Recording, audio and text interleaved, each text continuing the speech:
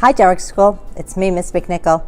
Welcome to episode number 27 of Goodnight Jaworek School. In today's episode, I'm going to share with you two books from one of my favorite authors, Jan Brett. Jan Brett lives right here in Massachusetts, and you might know this famous book, The Mitten, that she wrote many years ago. It's one that we all love about the boy who loses a mitten and then animals climb inside. You also might know that Jan Brett enjoys writing stories from different places all around the world. She goes and visits a lot of those places. And the last thing you might know about her is that she uses wonderful details in all of her illustrations and uses borders that sometimes tell you what's going to happen next in the story. I also found on her website, janbrett.com, that we can enter a contest for Jaworek School. And if enough of us enter, we might have a chance to have Jan Brett come right here to Jaworek School and talk to us about her books. So if you have a chance, go to janbrett.com and enter to win the contest for our school. Sit back, relax, and enjoy two stories written by the author, Jan Brett. The first Jan Brett story I'm going to share with you is called Annie and the Wild Animals. It was written in 1985 and it's dedicated to her grandmother, whom she calls Baba. Annie and the Wild Animals. It had been snowing for days. Winter was lasting too long. Something was wrong with Annie's cat. Taffy had stopped playing. She ate more than usual. She slept all day long. Annie found her curled up in strange places. One morning, Annie could not find Taffy anywhere. She looked and looked, but Taffy was gone. Annie was very lonely. I need a new friend, thought Annie. She placed a corn cake at the edge of the wood. She imagined that a small furry animal would come and she would tame him for a pet.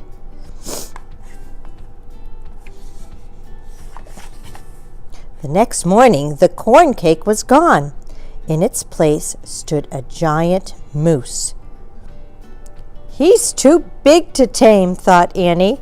I'll have to try again.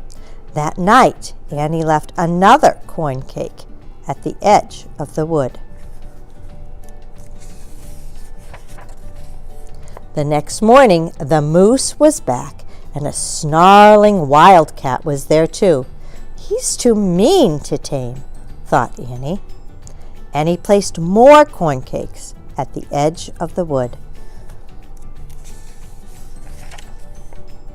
The next morning, a big, growling bear was there with the moose and the wildcat. He's too grumpy for a pet, thought Annie. Annie made as many corn cakes as she could and left them at the edge of the wood. At dawn, Annie heard the snarls and growls of the wild animals. There was the moose, and the wildcat, and the bear. They had been joined by a stag, his family, and a large gray wolf. Not one of them is soft and friendly like Taffy, thought Annie.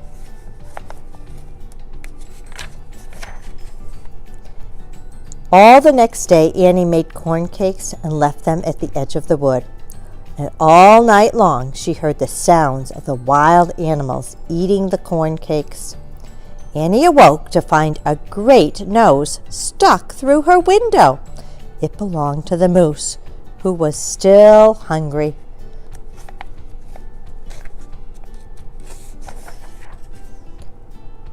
There were wild animals everywhere. They roared for their next meal. The little house shook.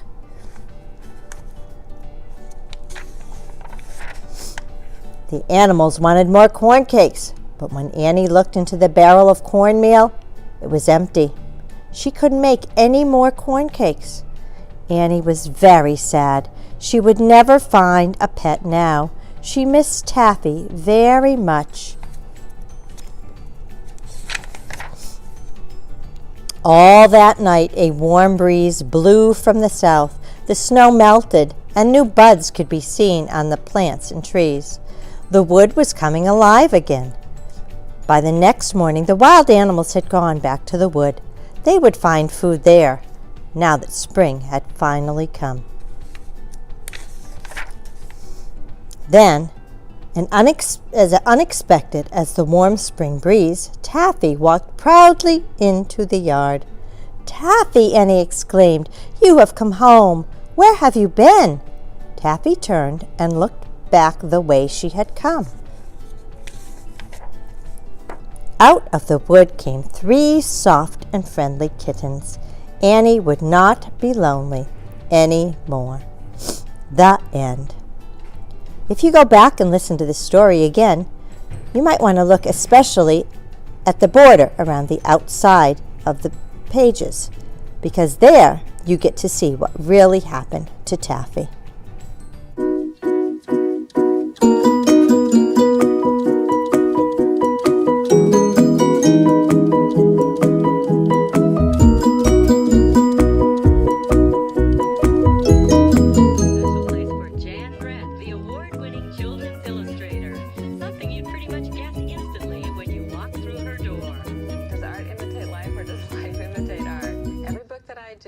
Then Joe and I decide our favorite picture from the book, and then it goes up on the wall. Jan and her husband, Joe Hearn, a string bassist in the Boston Symphony Orchestra, have lived in this Norwell house for 23 years.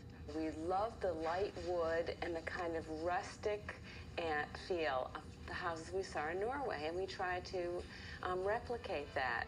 I think I may have illustrated about 25 or 30 books now, and with each book it takes a year, and you just immerse yourself in whatever place that the book is set.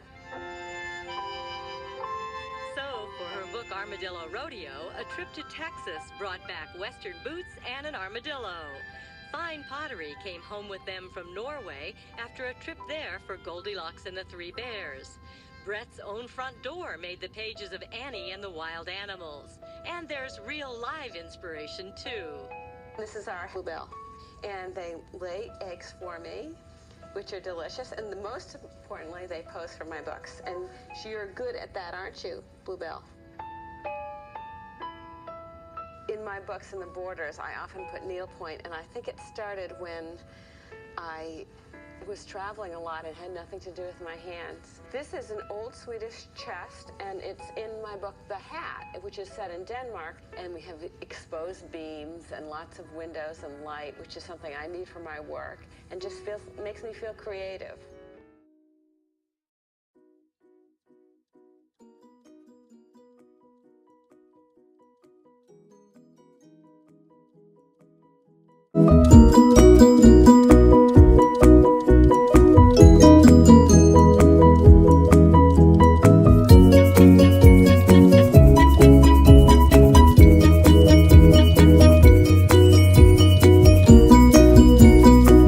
Now let's hear the story, Trouble with Trolls.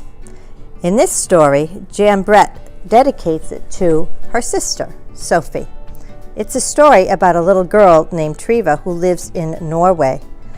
You'll also want to notice in the borders of this book, there's a little story about how the trolls get a hedgehog as a pet. You'll also notice all the needlepoint around the outside. This is a special hobby that Jan Brett does in her free time. Trouble with Trolls. My name is Triva, and I have had trouble with trolls. See that little hedgehog in the corner? It all happened one day in early spring when I decided to visit my cousin who lives on the other side of Mount Baldy. It takes all morning to climb up the mountain, but then I fly down the other side on my skis.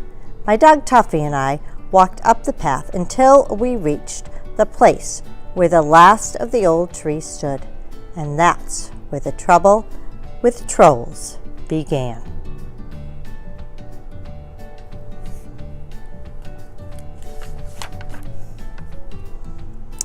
As we walked through the trees, something scuttled by.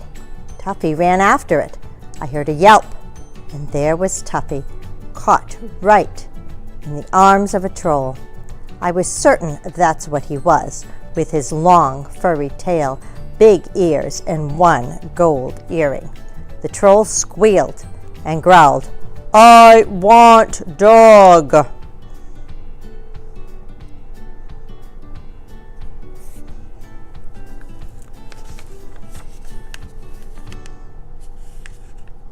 He waggled his ears back and forth at me.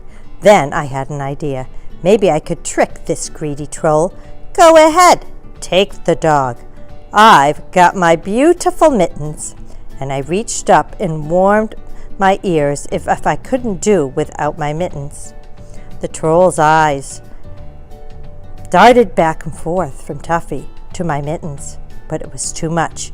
He had to have them. He dropped Tuffy, grabbed my mittens, and ran off.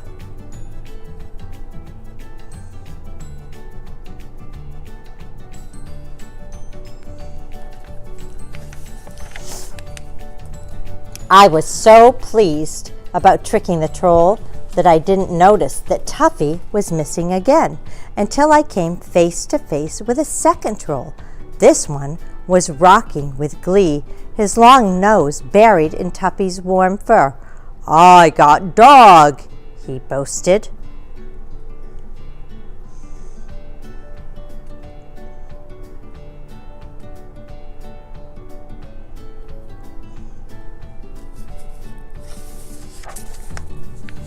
I shrugged. "Oh, you can have the dog," I said.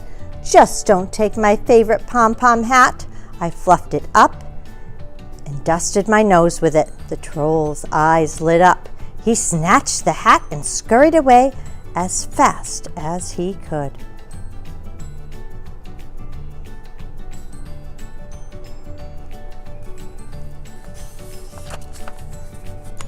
What a morning! I had lived on Mount Baldy all my life, and I had never heard of anyone ever seeing a troll. It was time to take steps. "Tuffy," I ordered, "from now on, you follow me." What I didn't know was that a third troll was sneaking up behind us. I heard a noise.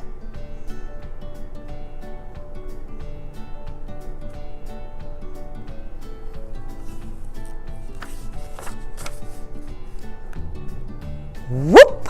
This troll had grabbed Tuffy by the tail and was pointing to a big iron pot. "Pull, pull!" she cried. I slipped off my sweater when she wasn't looking. "Whew!" I said. "That leaves my special puller."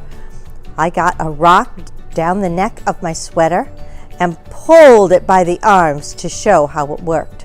Trolls are dim, but this one was smart enough to see that my sweater was just the thing to drag her pot.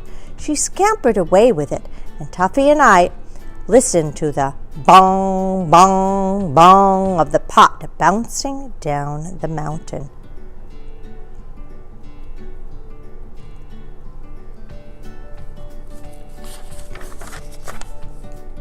Now we could see the top of Mount Baldy. What a relief! What we didn't know was that we were walking toward double trouble. As Tuffy and I squeezed between two boulders, twin trolls jumped out. "Ha ha!" they bellowed together and pounced on Tuffy.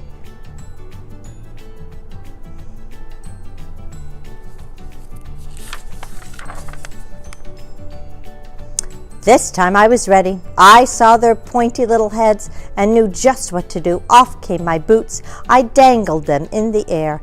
Imagine wanting a dog and ignoring these. Instantly, the twin trolls dropped Tuffy and leaped for my boots.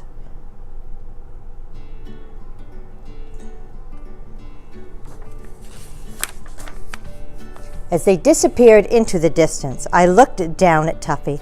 The top of the mountain was close. I'm not taking any chances. I'm going to carry you the rest of the way. Each step was harder. I held Tuffy tightly and kept going. When we reached the top, all 5 trolls were waiting.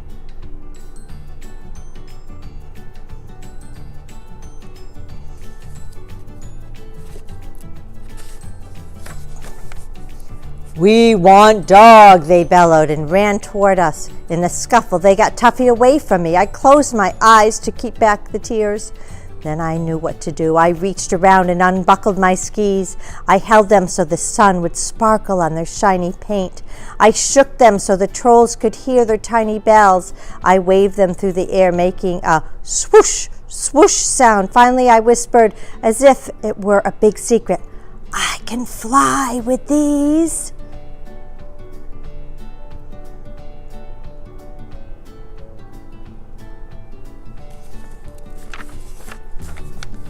"Fly?" the trolls roared. "How fly?" I picked up my ski poles. I blew on my hands to warm them. "I'll need my mittens to show you." The troll with the big ears threw my mittens over. "I can't fly unless I can see," I said reluctantly. "I'll need my hat to keep the wind from blowing my hair in my eyes." The troll with the long nose tossed me my pom-pom hat. "Look," I said, shivering in the wind. "Flying is easy, but I can't do it without my sweater." And that's final. The other trolls stared at the troll with my sweater. She hesitated, but then gave it to me. I put it on and positioned my skis on the snow. But even the trolls could see that my feet wouldn't fit into the bindings. "I really need those boots," I said reassuringly to the twins.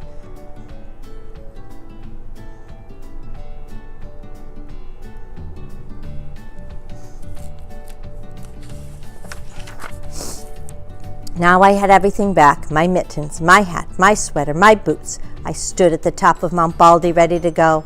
I held a piece of yarn high in the air to test the wind for flying. It was too much for those greedy trolls. "Fly, fly, fly," they clamored. "I need you to push me." "Can't push," they cried. "Hold dog." "Okay," I said, sighing. "I'll hold the dog."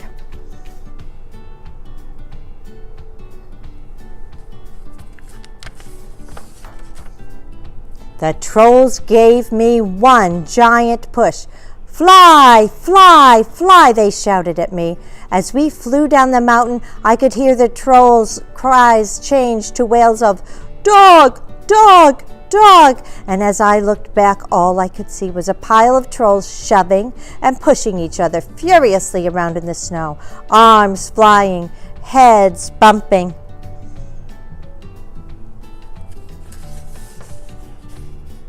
Tuffy and I made it safely down the mountain, and the trolls have never been seen again. But if you travel over the top of Mount Baldy in early spring, you can see the white cotton grass waving wildly in the wind. It's all that is left from the day I had the trouble with the trolls. Thank you, Jan Brett, for writing such a great story. Goodnight, Jaworek School. Tonight's version of Goodnight Jaworek School is colored by Luana Falco. Luana's a second grader here at Jaworek School. Late in the evening on Hosmer Street, where all the cool kids have been tapping a beat, they'll lay in their beds, not one of them a fool, when we all say goodnight to Jaworek School. We go to class and learn something new. We chat with our friends and our teachers too. We share our school spirit. We share what we know. And just after 3 o'clock, it's time to go. In Jaworek School, at the end of the day, when all of the students have gone home to play, we close all the windows and put down our tools as we say good night to Jaworek School. Good night to the teachers. Good night to the halls. Good night to the artwork hanging on the walls. Good night to the books and our principals too. Good night to JJ, dressed all in blue. Good night to the gym where we climb and run. Good night to the playscape where we have fun. Good night to the numbers. Good night to the words. Good night to all of the stories we heard. In Jaworek School, at the end of the day, when all of the students have gone home to play, we close all the windows and put down our tools as we say good night to Jaworek School. I hope you enjoyed these 2 stories by Jan Brett.